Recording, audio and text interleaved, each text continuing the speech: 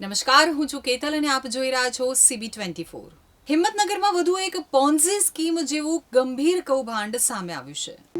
સાબરકાંઠાના મુખ્ય મથક હિંમતનગરમાં વધુ એક પોન્ઝી સ્કીમ જેવું ગંભીર કૌભાંડ સામે આવ્યું છે, જેમાં અનેક રોકાણકારોના કરોડો રૂપિયા ફસાયા હોવાનું અનુમાન છે. AR કન્સલ્ટન્સી નામની કંપનીએ લોકોને ઊંચા વ્યાજ અને આકર્ષક વળતરની લાલચ આપી અને રોકાણ કરાવ્યું હતું. તો પ્રાથમિક માહિતી મુજબ એક વ્યક્તિએ તેમના રોકેલા 4.46 લાખ રૂપિયા ફસાઈ ગયા હોવાની ફરિયાદ નોંધાવી છે.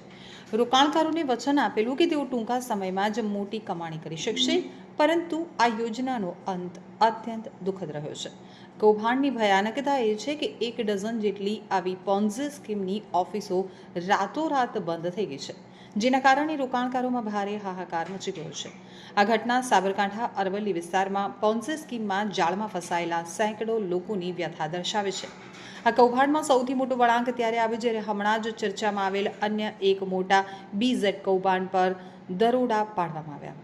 તો BZ પર કાયદાકીય કાર્યવાહી શરૂ થતાં જ AR કન્સલ્ટન્સી કંપનીએ રોકાણકારોને પૈસા ચૂકવવાનું સંપૂર્ણપણે બંધ કરી દીધું. પોલીસ દ્વારા કૌભાંડના મુખ્ય મૂળ સુધી પહોંચવા અને સંચાલકોને ઝડપી પાડવાના પ્રયાસો ચાલી રહ્યા છે.